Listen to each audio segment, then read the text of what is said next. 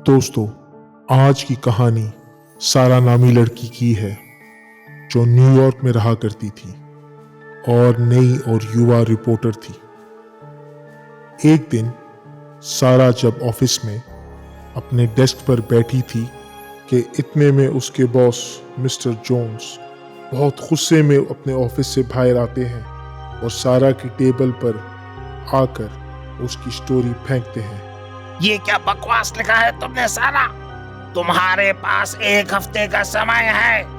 एक ऐसी कहानी लाओ जो छापने लायक हो, वरना यहाँ से अपना सामान लेकर खुद ही दफा हो जाना और दोबारा कभी अपनी शक्ल मत दिखाना। तुम्हें जॉब देकर बहुत ही बड़ी गलती कर ली मैंने।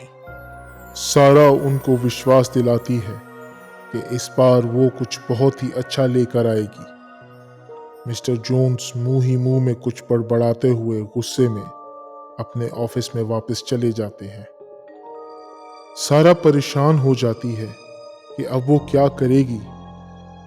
इतने में वो अपने ऑफिस के साथियों को किसी प्रेतित होटल के रूम के बारे में बात करता सुनती है और सोचती है कि यही शायद वो मौका है कि वो कुछ कर दिखाए। वो होटल उसके ऑफिस के पास ही होता है और उस दिन वो ऑफिस से जल्दी छुट्टी लेकर उसी होटल चली जाती है। वो होटल के रिसेप्शन पर जाकर रूम 666 की चाबी मांगती है जो 6th फ्लोर पर है, लेकिन रिसेप्शन पे खड़ा रिसेप्शनिस्ट साफ इनकार कर देता है कि वो कमरा किसी को भी नहीं दिया जा सकता। वहाँ कुछ ऐसी घटनाएं हुई हैं जिसके बाद होटल ने ये फैसला किया है कि वो रूम हमेशा के लिए बंद ही रहेगा। सारा उसको बहुत समझाती है पर वो उसको होटल की पॉलिसी बताकर मना कर देता है। इतने में कुछ लोग रिसेप्शन डेस्क पर आते हैं और बताते हैं कि वो होटल के सीसीटीवी कैमरा रिपेयर करने आए हैं। सारा को तुरंत एक तरकीब सुझाई देती है। वो रिसेप्शनिस्ट से रूम 666 के सामने वाले रूम 665 की चाबी मांगती है और चेक इन कर लेती है। सारा जानती है कि होटल का सीसीटीवी काम नहीं कर रहा और सोचती है यही मौका है कि वो रूम 666 की कहानी सबके सामने ले आए और उससे उसकी नौकरी भी बच जाएगी और वो एक मशहूर रिपोर्टर बन जाएगी। सारा अपना मोबाइल फोन स्टिक, टॉर्च और स्पेयर बैटरी पैक लेकर रूम 666 का रहस्य जानने की तैयारी करती है। वो अपने रूम से बाहर निकलती है और दाएं बाएं देखती है। पूरा का पूरा फ्लोर खाली होता है और बहुत ही गहरा सन्नाटा होता है।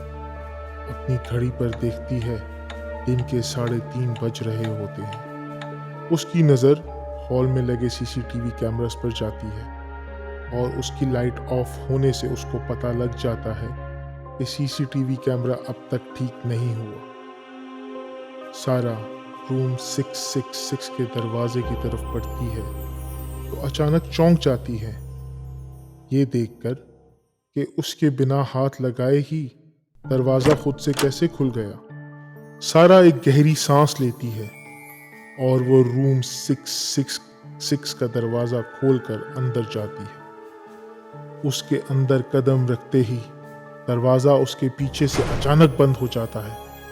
वो घबरा जाती है पर सोचती है कि शायद ये हवा से बंद हो गया होगा। वो दरवाजा जोर लगाकर खोलने की कोशिश करती है पर दरवाजा नहीं खोल पाती। अब तक उसका डर उस पर हावी हो रहा होता है और वो बार बार खुद से कह रही होती है कि यही उसका आखिरी मौका है, ये मौका वो गवा नहीं सकती। कमरे में एकदम अंधेरा होता है और अजीब सी बासी बदबू आ रही होती है। सारा को सांस लेने में भी बहुत दिक्कत हो रही होती है। वो बैग से अपनी टॉर्च निकालती है ताकि कमरे की जांच कर सके। टॉर्च की लाइट ऑन होते ही सारा की चीख निकल जाती है उसको दीवार पर लगे खून के छींटे नजर आते हैं। घबराहट के मारे उसकी सांस और उखड़ने लग जाती है। वो भागकर खिड़की खोलने की कोशिश करती है, पर खिड़की को बंद पाती है। उसकी नजर खिड़की में लगी कीलों पर पड़ती है और वो समझ जाती है कि खिड़की को खोलना नामुमकिन है।